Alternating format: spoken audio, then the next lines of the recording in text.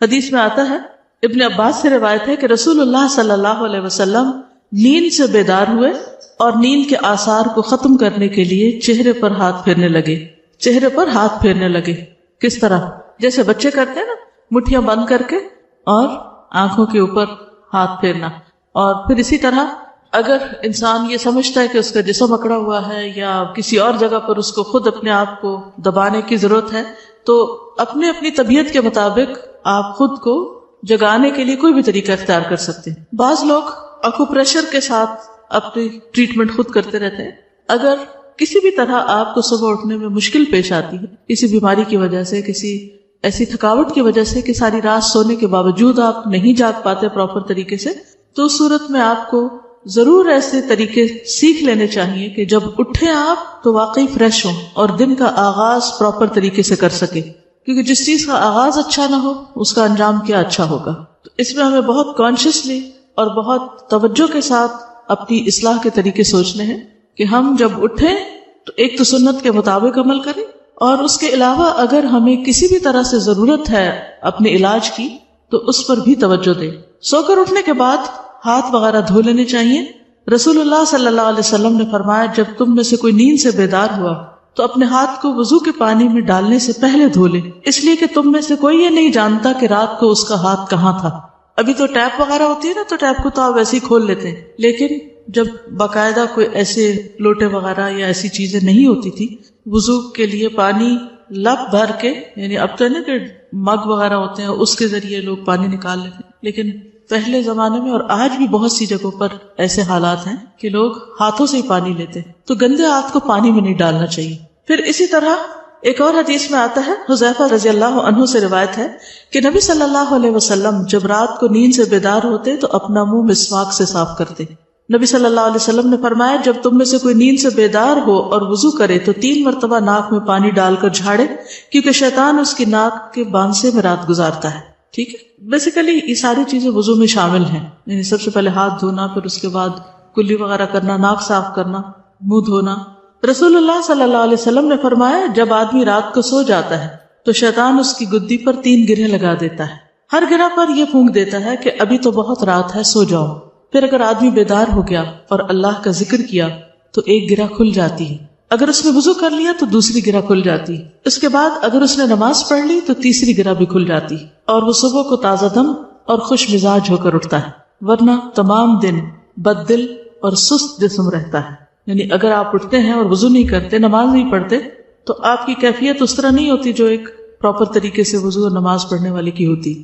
اب اگر آپ پیریڈز کی حالت میں ہیں اور آپ کو وضو نہیں کرنا، نماز نہیں پڑھنی، تو آپ اپنے اوپر سے اسے خاص قسم کے ڈپریشن کی کیفیت یا سستی یا بیزاری کی کیفیت کو کیسے دور کر سکتے ہیں؟ کیا کرنا چاہیے آپ کو؟ جی ہاں، ان ڈیز میں وضو کرنا منع نہیں ہے، نماز پڑھنے کی تو اجازت نہیں، لیکن وضو کرنا منع نہیں ہے. آپ اسی طرح اپنے ہاتھ دھوئیں، اچھی طرح ناک صاف کریں، مسواک خوب اچھی طرح کریں، اور جیسے وضو کرتے ہیں اسی طرح پورے ہاتھ کو دھو لیں.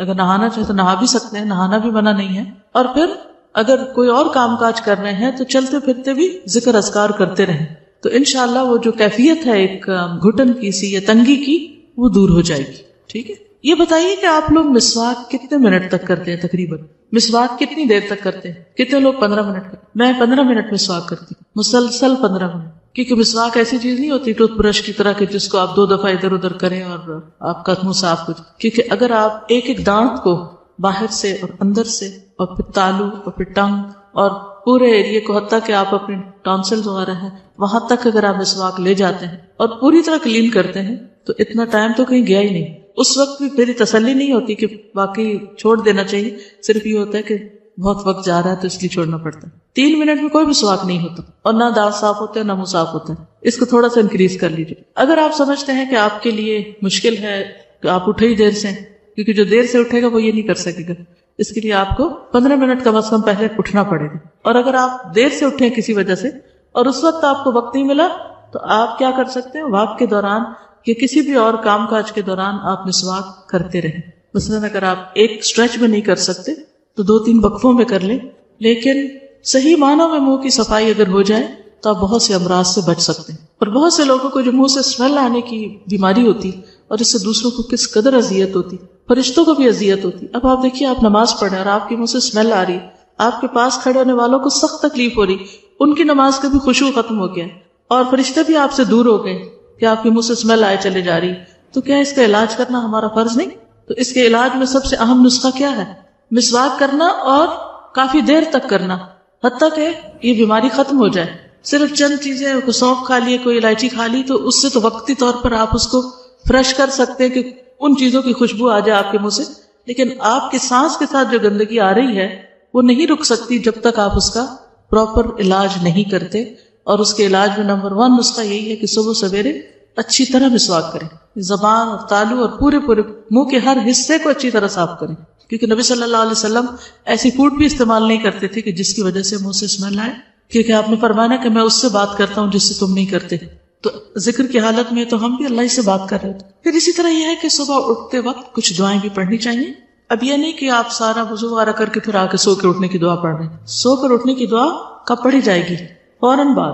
سیدنا ابو ہریرہ سے روایت ہے کہ رسول اللہ صلی اللہ علیہ وسلم نے فرمایا, جب تم میں سے کوئی جاگے تو کہے الحمدللہ الذی عافانی فی جسدی ورد علی روحی وَأَذِنَ لِي بِذِكْرِهِ. سب تعریف اللہ کے لیے ہے جس نے میرے جسم کو عافیت دی اور مجھ پر میری روح لوٹائی اور مجھے اپنے ذکر کی توفیق دی. ایک اور روایت میں آتا ہے کہ رسول اللہ صلی اللہ علیہ وسلم جب جاگتے تو فرماتے الحمدللہ الذی احیانا بعدما اماتنا وإلیہ النشور. تمام تعریف اللہ کے لیے ہے جس نے ہمیں مرنے یعنی سونے کے بعد دوبارہ زندگی دی اور اسی کی طرف لوٹ کر جانا ہے. تو نیند جو ہے وہ موت کی بہن ہے, اور ہر روز ہم مرتے اور زندہ ہوتے ہیں, سوتے اور جاگتے ہیں. اگر ہم عادت بنا لیں کہ اٹھتے ہی اللہ کا ذکر کرنا ہے تو قیامت کے دن جب اٹھیں گے تو زبان پر کیا ہوگا؟ پھر اللہ ہی کا ذکر ہوگا, اللہ ہی کی طرف دوڑیں گے. تو یہ عادتیں آپ کو دنیا میں بنانی پڑیں گی, اس زندگی میں یہ سب کچھ کرنا پڑے گا, تب آپ اس قابل ہوں گے کہ آپ آخرت میں اللہ کے مقرب یا پسندیدہ بندوں صالحین میں شامل ہو سکیں. بیدار ہونے پر نیند کا غلبہ دور کرنے کے لیے آنکھیں وغیرہ ملنے کے بعد سورۃ آل عمران کی آخری 10 آیات پڑھیے. عبداللہ بن عباس سے روایت ہے کہ انہوں نے نبی صلی اللہ علیہ وسلم کی زوجہ اور اپنی خالہ یعنی وہی ہے زوجہ حضرت میمونہ کے گھر میں ایک رات گزاری. وہ فرماتے ہیں کہ میں تکیے کے عرض کی طرف لیٹ گیا. عرض کس کو کہتے؟ چوڑائی. اور رسول اللہ صلی اللہ علیہ وسلم اور آپ کی اہلیہ نے تکیے کی لمبائی پر آرام فرمایا. رسول اللہ صلی اللہ علیہ وسلم سوتے رہے اور جب آدھی رات گزر گئی یا اس سے کچھ پہلے یا کچھ بعد آپ بیدار ہوئے. یہ کیوں کہہ رہے ہیں کچھ پہلے کچھ بعد؟ کیونکہ اس دور میں گھڑیاں تو تھی نہیں کہ ایگزیکٹ ٹائم دیکھ کے بتاتے. تو آپ نے اپنے ہاتھوں سے نیند کو دور کرنے کے لیے آنکھیں ملی. پھر آپ نے سورۃ آل عمران کی آخری 10 آیتیں تلاوت فرمائیں. کہاں سے شروع ہوتی؟ ان فی خلق السماوات والارض واختلاف اللیل والنہار لآیات لأولی الالباب آخر تک. اسی طرح سو کر اٹھنے پر معوذتین بھی پڑھی جائیں گی. عقبہ بن عامر سے مروی ہے کہ نبی صلی اللہ علیہ وسلم نے ان سے فرمایا کیا میں تمہیں ایسی 2 صورتیں نہ سکھا دوں جو ان تمام صورتوں سے بہتر ہوں جنہیں لوگ پڑھتے ہیں؟ میں نے عرض کیا کیوں نہیں یا رسول اللہ. چنانچہ نبی صلی اللہ علیہ وسلم نے مجھے سورۃ الفلق اور سورۃ الناس پڑھائیں. پھر نماز کھڑی ہوئی. نبی صلی اللہ علیہ وسلم آگے بڑھ گئے اور نماز میں یہی دونوں صورتیں پڑھی. پھر میرے پاس سے گزرتے ہوئے فرمایا اے عقبہ تم کیا سمجھے؟ یہ دونوں صورتیں سوتے وقت بھی پڑھا کرو اور بیدار ہو کر بھی پڑھا کرو. ٹھیک ہے. تو صبح شام کی دعا میں ہم 3 بار ان کو پڑھ لیتے ہیں. ٹھیک ہے. تو وہ پڑھنا بھی کافی ہو جاتا ہے اگر آپ اس ترتیب سے پڑھتے ہیں. اٹھنے کا سب سے بہترین وقت کون سا ہے؟ کتنے بجے کا الارم لگاتے ہیں؟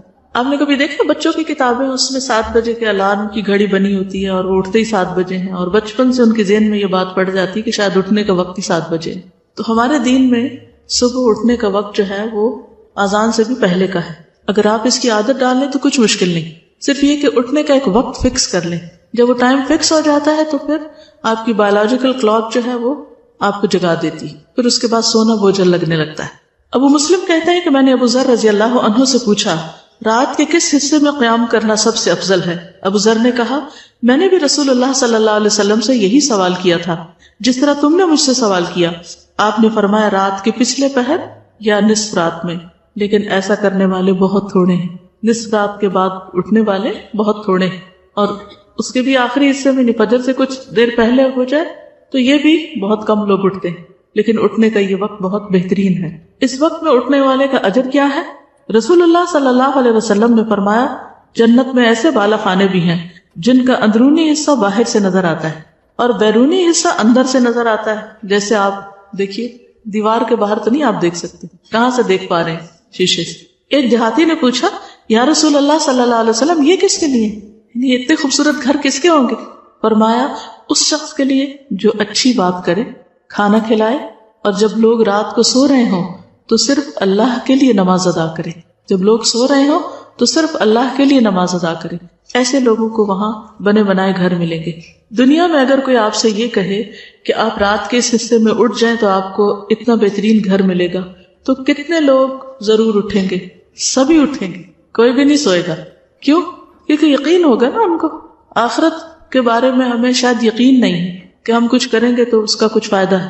عموماً ہم کیا دیکھتے ہیں کہ اور بھی تو نہیں کر رہے, دوسرے نہیں کر رہے تو ہمیں کیوں کرنا ہے؟ کیا یہ تینوں کام بہت ہی مشکل ہے؟ اچھی بات کرنا واقعی مشکل ہے مشکل. کیوں؟ کیونکہ سوچ سمجھ کے کرنی پڑتی ہے نا. اچھی بات کرنے کے لیے آپ کا دل, آپ کی سوچ, آپ کے خیالات بہت مثبت ہونے چاہیے. اگر آپ کا دل اچھا نہیں, آپ کی سوچ مثبت نہیں, تو آپ کی بات کبھی بھی اچھی نہیں ہو سکتی. بھلے آپ حدیثیں بھی کوٹ کریں, قرآن کی آیات بھی سنائیں, تو بھی لوگ کیا کرتے ہیں؟ موقع محل کے بغیر اپنے فائدے میں جو حدیثیں اور آیتیں آتی ہیں وہ دوسروں کو مارتے رہتے ہیں, سناتے نہیں, مارتے رہتے ہیں. کیوں؟ کیونکہ انہوں نے اپنا کوئی مقصد پورا کرنا ہوتا ہے, لہٰذا وہ اس طرح کی کوئی حدیث یا آیت دوسروں کو سنائیں گے. بظاہر دیکھنے میں اچھی بات ہے آیت اور حدیث, لیکن کیا اس کا امپیکٹ بھی وہ آ رہا ہے جس کو آپ کسی ایسے موقع پر آیت سنا رہے ہیں کہ وہ سننے کو تیار نہیں, یا وہ اس کے فائدے میں نہیں, آپ کے اپنے فائدے میں ہے؟ تو ہو سکتا ہے کہ وہ شخص اور زیادہ دین سے دور ہو جائے. تو آپ نے قرآن سنا کر لوگوں کو اللہ کی محبت اگر نہیں دلائی اور دور کر دیا, تو پھر آپ کے اس سنانے کو اچھی بات کہی جائے گی. اچھی بات کرنا کیوں مشکل ہے؟ کوئی بتائے گا؟ چلیے اب سوچیے, ذرا غور کیجیے, دن میں کتنی بار آپ اچھی باتیں سنتے ہیں؟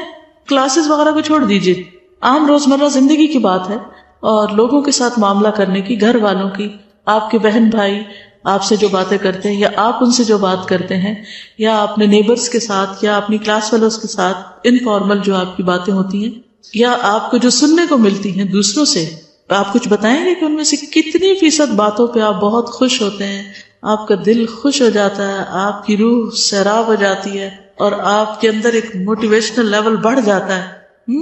اور کتنی باتیں ایسی ہوتی ہیں کہ آپ کچھ کرنے جا رہے ہوتے ہیں تو صرف کسی کی جلی کٹی بات یا منفی بات آپ کا سارا مورل ڈاؤن کر دیتی. تو کیا کہیں گے؟ کتنی باتیں اچھی ملتی ہیں اور کتنی باتیں اچھی نہیں ملتی. غور کیجئے نا, سوچئے.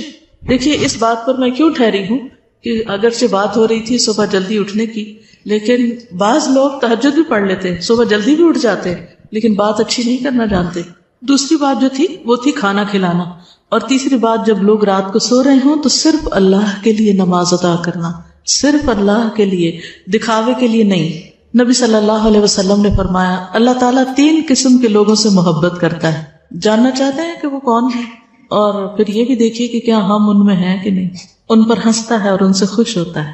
ایک وہ آدمی کہ اس کی جماعت فرار ہو گئی, یعنی سارے بھاگ گئے, لیکن وہ ان کے بعد اللہ کے لیے لڑتا رہا, قتل ہو گیا, یا اللہ تعالیٰ نے اس کی مدد کی اور اسے کفایت کی. اللہ تعالیٰ ایسے آدمی کے بارے میں کہتا ہے میرے بندے کی طرف دیکھو, وہ اپنے آپ سے کیسے صبر کروا رہا ہے. اب آپ کہیں گے کہ ہم تو نہ جنگ کرنے والوں میں سے, نہ کہیں جانے والوں میں سے, تو ہم پہ تو یہ لاگو ہی نہیں آتی بات.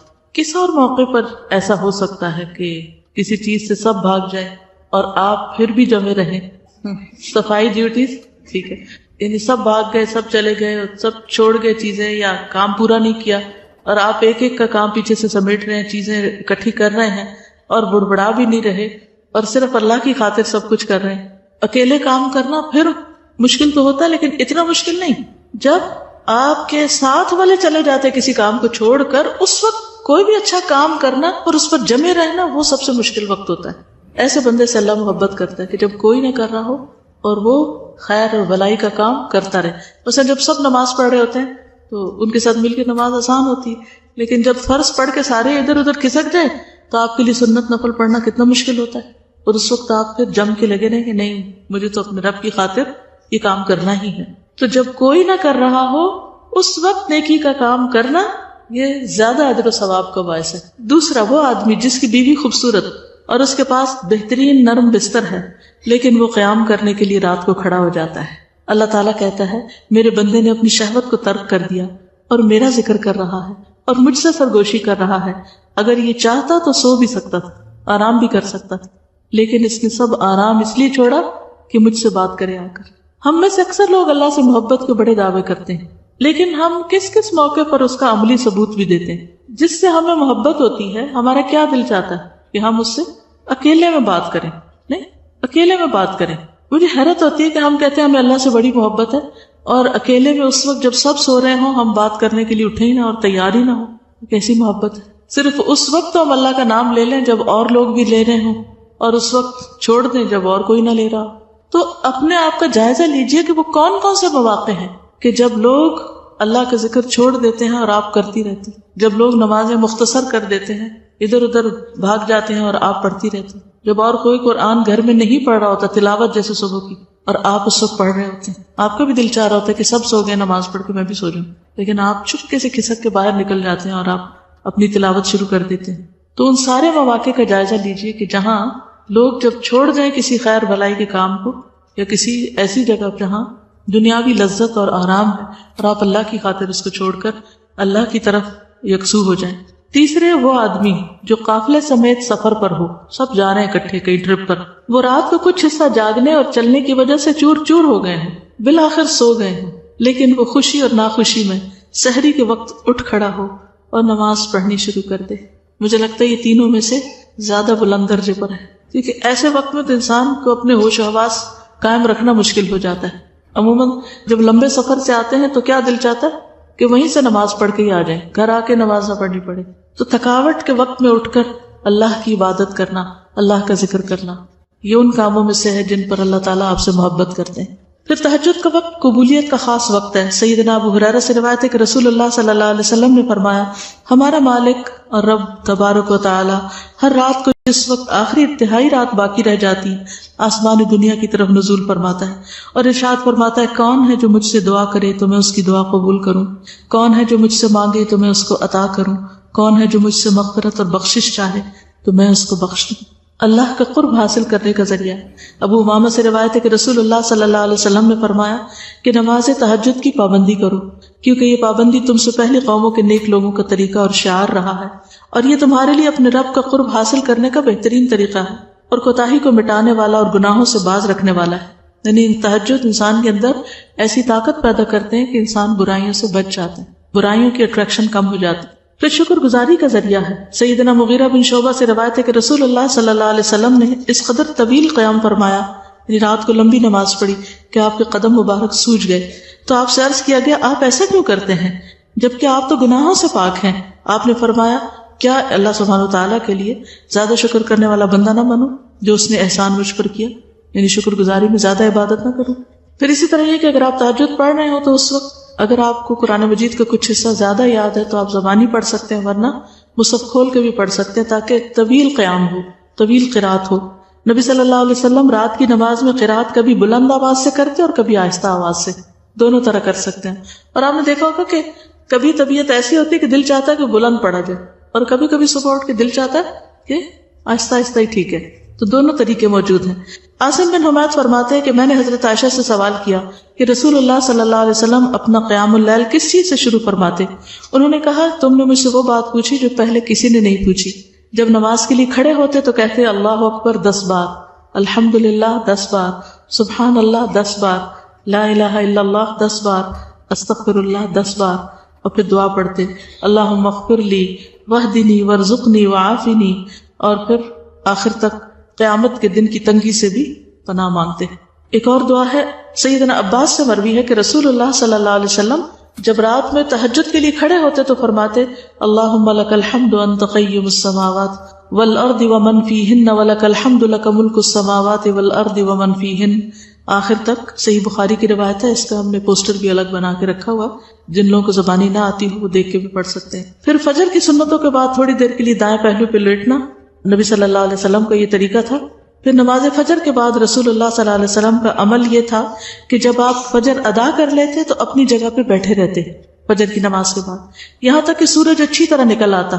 سیدنا انس سے روایت ہے کہ رسول اللہ صلی اللہ علیہ وسلم نے فرمایا, جس نے فجر کی نماز باجماعت ادا کی پھر سورج نکلنے تک بیٹھا رہا، اللہ کو یاد کرتا رہا، پھر 2 رکعت نماز ادا کی. یہ کون سی نماز ہے؟ اشراق.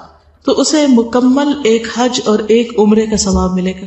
آپ نے تاکید کے لیے لفظ مکمل تامتن 3 بار دہرایا، مکمل حج اور عمرہ، مکمل حج اور عمرہ، مکمل حج اور عمرہ. تو اس سے کیا پتہ چلتا ہے کہ اگر انسان تہجد سے لے کر فجر اور فجر کے بعد اشراق تک کا وقت اللہ کے ذکر کے لیے مخصوص کر لے تو یہ سب سے بہترین طریقہ ہے، نبی صلی اللہ علیہ وسلم کا طریقہ ہے.